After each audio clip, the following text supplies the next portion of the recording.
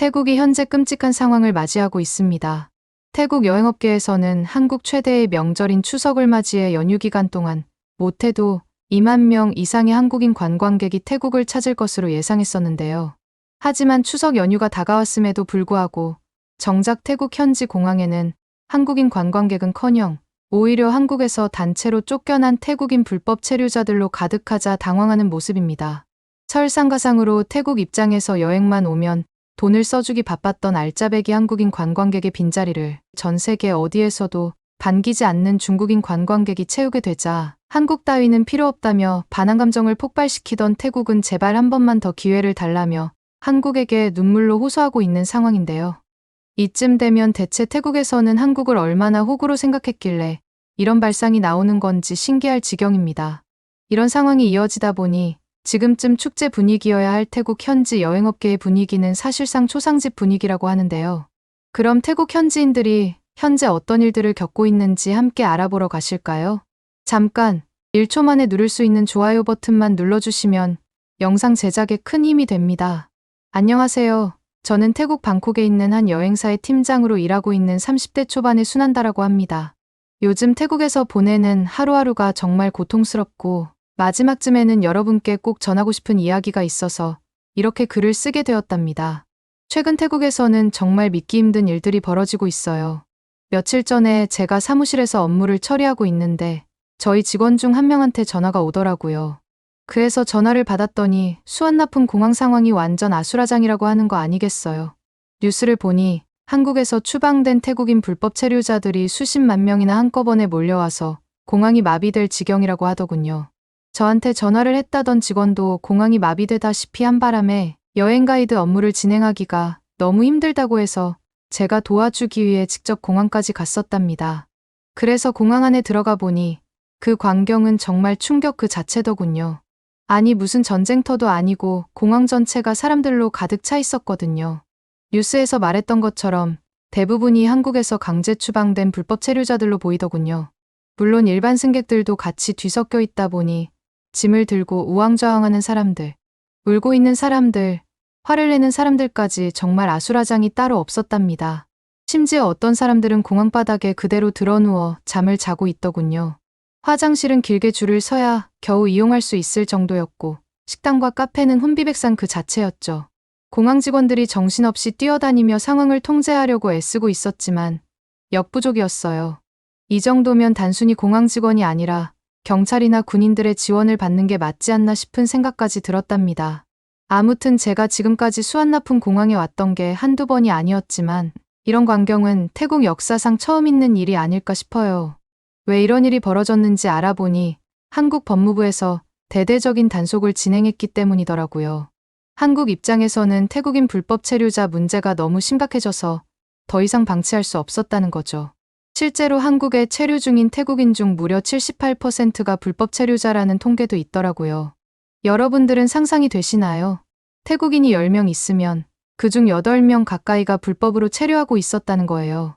솔직히 태국에서 한국으로 넘어간 다음 불법으로 체류하는 사람이 많다는 걸 대충 얘기를 들어서 알고는 있었지만 수치를 들어봤을 때 느낌은 또 다르더군요. 태국 사람들이 이렇게나 많이 불법으로 남의 나라에 머물고 있었다니 정말 놀라울 따름이었습니다. 한국 법무부에서 발표한 자료를 찾아봤는데 단 한 달 만에 13만 명의 불법 체류자가 강제 퇴거 조치를 당했고 그중 10만 명이 태국으로 한 번에 보내졌더라고요. 게다가 3만 명은 자발적으로 귀국했다고 하던데 이 숫자들을 보다 보면 워낙 커서 사실 감조차 안 옵니다. 웬만한 도시 하나 규모의 인원이잖아요. 이렇게 된 이유를 살펴보니 한국에서 일을 하면 태국에서 일을 하는 것보다 훨씬 더 많은 돈을 벌 수 있다는 게 가장 큰 원인이었어요. 아무래도 태국에서 일반 직장인 월급의 3배에서 많게는 5배까지도 벌 수 있다 보니 많은 태국 사람들이 유혹을 이기지 못하고 불법 체류를 선택한 거죠. 불법 체류하는 루트가 대부분 3개월 무비자로 여행객인 척 위장해서 입국한 다음에 그대로 한국 어딘가에서 숨어 지내는 경우가 대부분이더군요. 금액으로 따져봤을 때 한국 돈으로 한 달에 166만 원, 저희 태국 돈으로는 약 4만 5천 바트를 벌 수 있다고 하니 이 정도 돈을 벌 수 있다면 불법이라도 감수하겠다는 사람들이 많았던 거죠. 태국에서 그만한 돈을 벌려면 15개월은 일해야 하는데 반해 3개월만 버티면 한동안 거의 놀면서 살아도 되는 거잖아요. 게다가 사람 사는 곳은 다 비슷하기는 하겠지만 이런 소문들이 워낙 빨리 퍼지다 보니 많은 사람들이 불법 체류를 선택한 것 같습니다. 사실 태국과 한국의 관계가 지금처럼 나쁘지 않았어요. 1981년에 두 나라끼리 서로 90일 무비자 협정을 맺었거든요. 이건 태국이 한국전쟁으로 한국이 굉장히 힘든 시기를 보내고 있을 때 도와준 참전국이었기 때문에 특별한 대우를 받은 거였죠. 태국 입장에서도 한국이 굉장히 특별한 나라였던 게 이때 한국을 포함해서 아르헨티나, 브라질, 페루, 칠레 이렇게 5나라한테만 무비자 혜택을 줬다고 하더라고요. 그만큼 태국과 한국은 정말 가까운 사이였던 거죠. 그런데 이때 맺었던 무비자 협정이 오히려 한국에서의 불법 체류자 문제를 키운 것 같아요. 그 사이에 태국과 한국의 경제력 차이는 심각하게 벌어졌고 한국의 최저임금까지 계속 오른 것도 한몫한 것 같고요. 그런데 문제가 여기서 끝이 아니더군요. 사실 앞의 내용도 같은 태국 사람 입장에서 굉장히 부끄러운 내용이었는데요.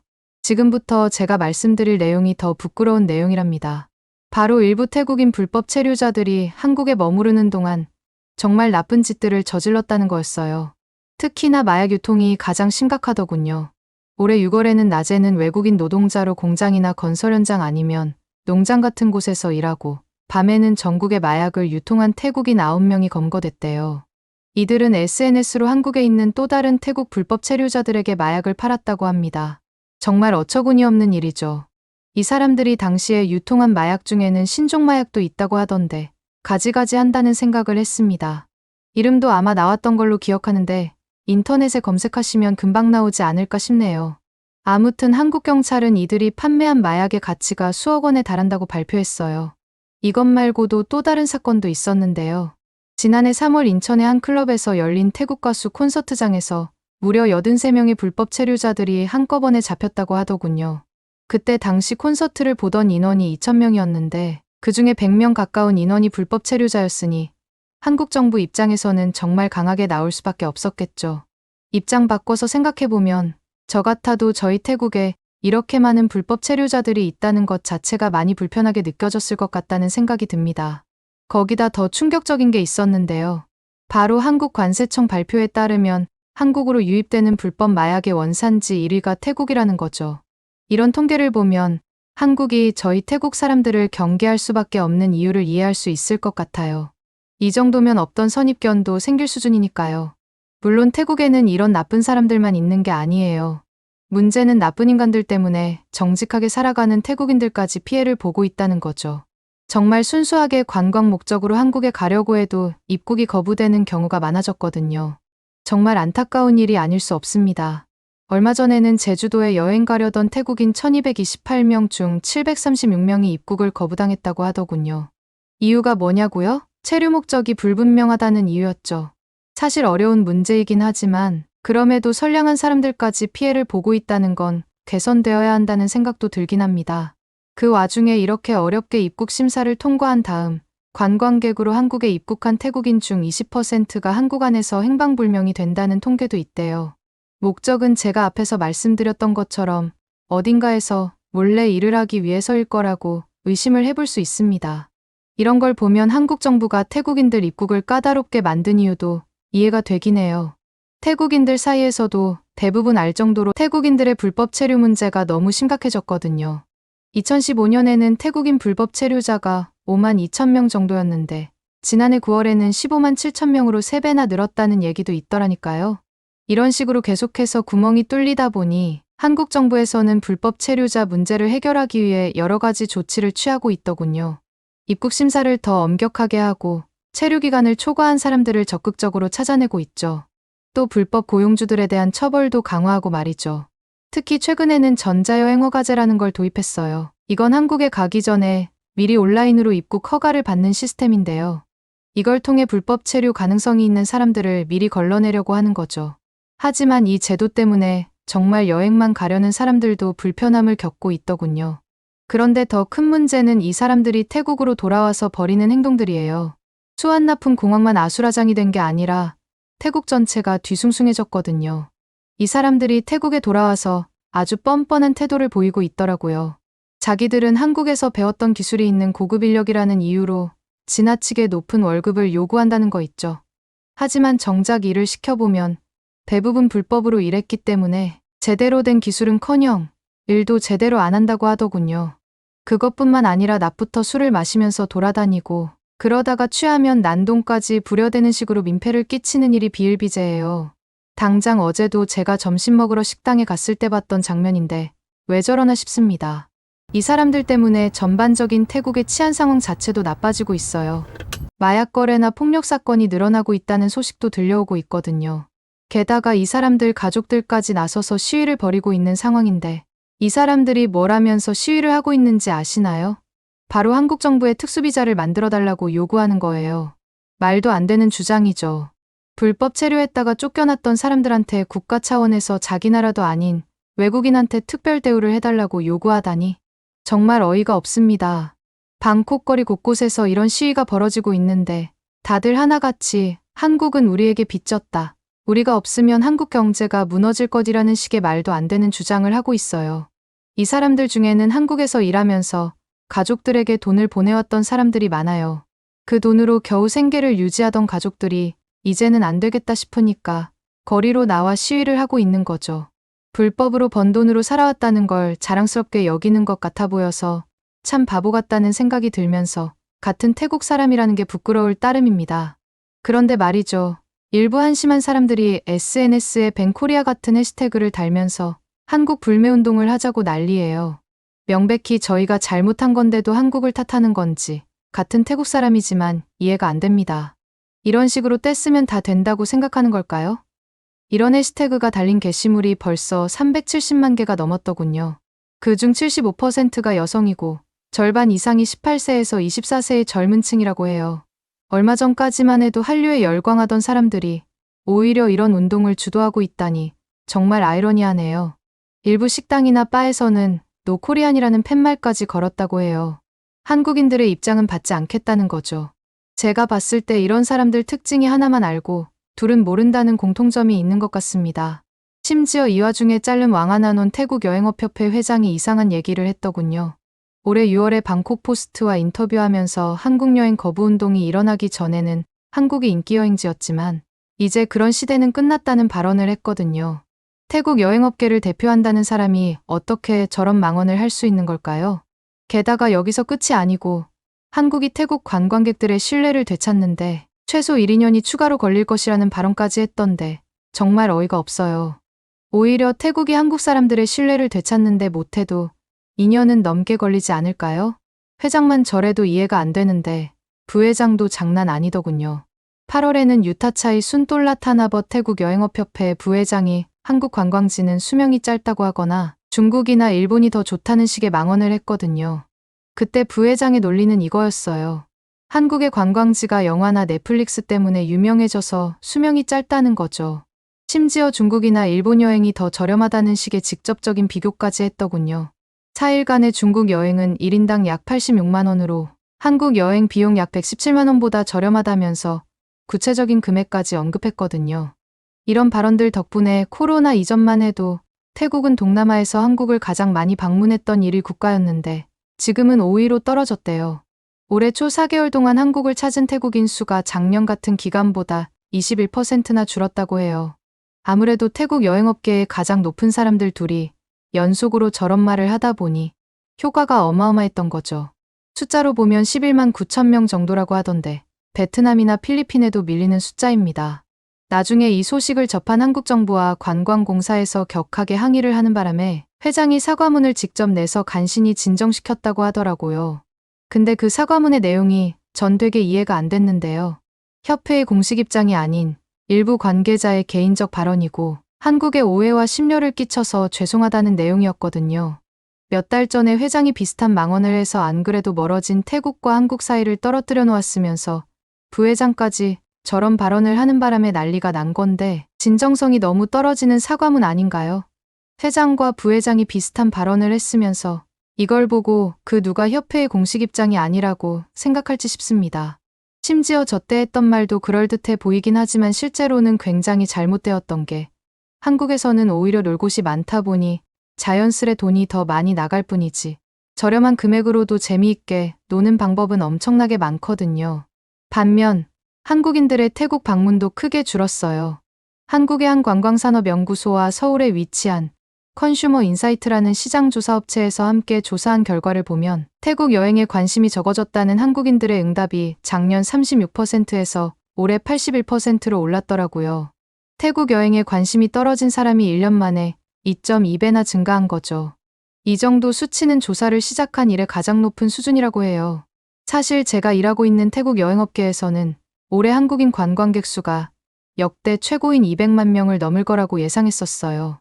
그래서 한국의 최대 명절 중 하나인 추석 연휴 때 최소 2만 3천 명의 한국인들이 태국을 찾을 거라고 기대하고 있었죠. 그래서 모든 준비를 마치고 기다리고 있었는데 현실은 정반대인 상황입니다. 추석 연휴가 임박했는데도 불구하고 한국인 관광객은 거의 찾아보기 힘들 정도로 줄어들었거든요. 이런 상황이 계속되면 태국 관광업계는 정말 큰 타격을 입을 거라고 생각합니다. 지금도 이미 많은 여행사들이 문을 닫고 있으니까요. 제가 일하는 여행사만 해도 실적이 바닥을 치고 있어요. 한국에서 오는 관광객들이 급격히 줄어들었으니 당연한 수순이죠. 심지어 한국의 여행사들과 만든 여행 상품들도 모두 취소되고 있는 상황인데요. 며칠 전에는 한국의 파트너 여행사에서 일방적으로 계약 해지를 통보해 오더라고요. 정말 끔찍한 상황이 아닐 수 없습니다. 이건 저희 회사만의 문제가 아닌 게 주변의 다른 여행사들도 다 비슷한 상황이거든요. 태국의 관광업계 전체가 무너지고 있다고 해도 과언이 아니에요. 이대로 가다간 정말 태국이 망할 것 같아서 한국에서 제발 도와주셨으면 하는 바람뿐입니다. 사실 태국의 관광업은 한국 관광객들에게 많이 의존하고 있었어요. 코로나 이전까지만 해도 태국은 동남아 국가 중 한국인들이 가장 많이 찾는 나라였거든요. 그런데 지금은 베트남과 필리핀에 밀려 3위로 추락했습니다. 한국 분들이 보실 때 자업자득이라는 생각이 들 것 같은 게 이런 상황을 만든 게 다 저희 태국인들이 저지른 실수 때문이잖아요. 그러고 보니 중국인 관광객들도 너네 먹여 살려주지 않냐고 생각하는 분들도 계실 것 같은데요. 그 말은 반은 맞고 반은 틀렸습니다. 실적 같은 데이터로만 따져봤을 때는 괜찮아 보일 수 있지만 좀 더 자세히 살펴보면 저희 태국 입장에서는 정작 손해일 가능성이 매우 크거든요. 실제로 한국인 관광객이 줄어든 대신에 중국인 관광객은 거의 코로나 이전 수준으로까지 회복된 게 맞습니다. 근데 이게 문제인 이유가 중국인 관광객들은 한국인 관광객들과 비교했을 때 상대적으로 예의가 없고 민폐를 끼치는 경우가 많다 보니 현지 사람들 사이에서도 골칫덩어리예요. 관광객 머릿수는 분명히 많아졌지만 정작 와서 돈은 안 쓰는 데다가 계속해서 물건을 부수거나 시끄럽게 굴고 심한 경우에는 노상방뇨까지 하고 돌아간다니까요. 뒤에서 처리하는 입장에서도 정말 미칠 노릇입니다. 그래서 이걸 받아야 하나 말아야 하나 고민되는 지경이지만 그래도 저희가 먹고 살긴 해야 하니 하는 수 없이 받을 수밖에 없는 상황이랍니다. 그런데 말이죠. 저희 태국의 국방부 장관은 대체 뭐 하는 분인지 모르겠어요. 얼마 전에 군사력으로 한국은 언제든 제압할 수 있다거나 서울을 3시간 만에 불바다로 만들 수 있다는 식의 말도 안 되는 소리를 했거든요. 최근 중국과 합동 군사훈련을 했다고 해서 우쭐해진 걸까요? 태국과 중국은 2015년부터 매년 공군 합동훈련을 해왔거든요. 올해는 특수작전 병력까지 투입됐다고 하던데 아마 이런 훈련을 몇 번 했다고 해서 한국을 위협할 수 있을 거라고 생각하는 모양이더군요.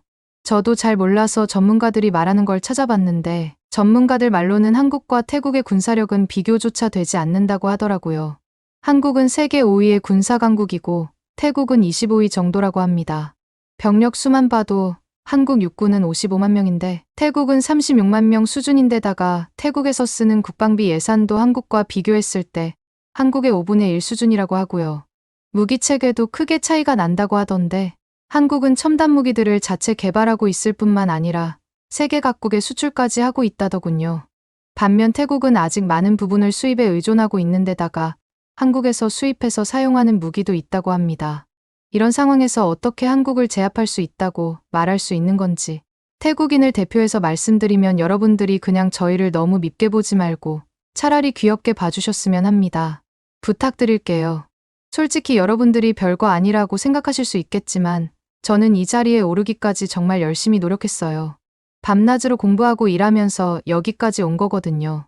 저런 비상식적인 발언을 잊을만 하면 해대는 사람들 때문에 제 노력이 물거품이 될까봐 너무 속상합니다. 태국 여행업계가 이대로 무너져 버리면 저희 같은 사람들은 어떻게 살아야 할까요? 지금 태국 전체가 정말 큰 위기에 빠져 있어요. 아까 말씀드렸던 것처럼 한국에서 강제 추방된 불법 체류자들이 돌아오면서 여러 가지 사회 문제가 발생하고 있거든요. 범죄율이 높아지고 실업률도 올라가고 있죠.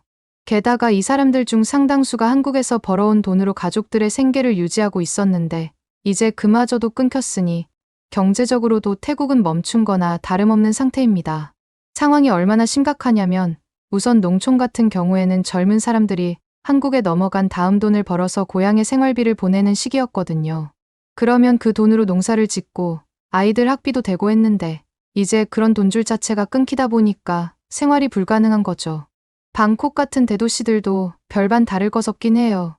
아까 제가 말씀드린 것처럼 한국에서 돌아온 사람들이 일자리를 찾지 못해서 거리를 배회하고 있을 뿐만 아니라 일부는 한국에서 저질렀던 것처럼 범죄를 저지르기도 하거든요. 보통 한국에서 마약 유통으로 체포됐던 사람들이 태국으로 돌아와서도 저런 짓을 한다던데 이런 거 보면 사람은 고쳐 쓰는 거 아니라는 말이 괜히 있는 게 아니라고 생각합니다. 이런 상황에서 태국 정부는 대체 뭘 하고 있는 걸까요? 사태를 해결하기 위해 노력은 하고 있는 걸까요? 솔직히 오히려 상황을 더 악화시키면 악화시켰지 개선하는데 도움이 되는 건 아닌 것 같습니다. 아까 말씀드린 국방부 장관의 발언도 그렇고 여행업협회 임원들의 발언도 그렇고 말이죠. 솔직히 태국 사람들이 정신 좀 차렸으면 좋겠어요. 우리가 잘못한 걸 솔직히 인정하고 한국과의 관계를 회복하기 위해 노력하는 게 먼저 아닐까요? 진짜 태국을 사랑하는 애국자라면 분명히 저처럼 생각할 거라고 봅니다. 바뀌어야 할 것들이 한두 가지가 아닌 것 같은데 우선 SNS에서 밴 코리아 같은 해시태그를 사용하는 걸 제발 멈췄으면 좋겠네요. 오히려 상황을 더 악화시키는 바보 같은 행동이니까요. 더군다나 태국에는 한국 문화를 좋아하는 사람들이 정말 많은데 이런 식으로 혐오를 퍼뜨리는 건 무슨 논리인지 모르겠어요. 태국이 망하길 바라는 어떤 소수의 집단이 일부러 유도하고 있는 건가 싶기도 하네요. 이런 일들이 연달아 일어나면서 제가 이런 문제들이 생긴 근본적인 원인을 한번 찾아봤는데 제가 내린 결론은 바로 태국의 경제 상황이 심각하기 때문이라고 생각해요. 여러분들도 아시다시피 태국은 오랫동안 경제 성장이 둔화되었거든요. 그렇다 보니 수많은 태국 사람들이 더 나은 기회를 찾아 해외로 나가려고 하는 거죠. 특히 한국은 저희 같은 태국 사람들이 봤을 때 돈도 많이 주는 데다가 환경도 깨끗하고 최첨단 기술들이 발전된 곳이다 보니 선망의 대상이 될 수밖에 없어요. 물론 태국의 이런 내부적인 문제를 한국 같은 남의 나라까지 가서 불법적인 방법으로 해결하려고 하는 건 안 되겠죠. 결과가 어떻게 되던지 간에 태국의 경제를 발전시키는 게 먼저일 테니까요. 제가 알기로는 한국도 전쟁 직후에는 정말 가난했다가 한국 사람들이 말도 안 되게 노력해서 지금 같은 위치에 올라간 거라고 알고 있는데 태국한테도 아직 기회가 있지 않을까요? 여러분들은 저희 태국이 이런 상황을 극복할 수 있다고 생각하시나요? 조언해 주시면 감사하겠습니다. 오늘의 사연은 어떠셨나요? 오늘의 사연이 마음에 드셨다면 좋아요만 한번 눌러주세요. 1초밖에 안 걸리지만 좋아요를 한번 눌러주시면 더 좋은 사연을 소개해드리는데 큰 힘이 된답니다. 긴 영상 시청해주셔서 감사합니다. 오늘도 행복한 하루 보내세요.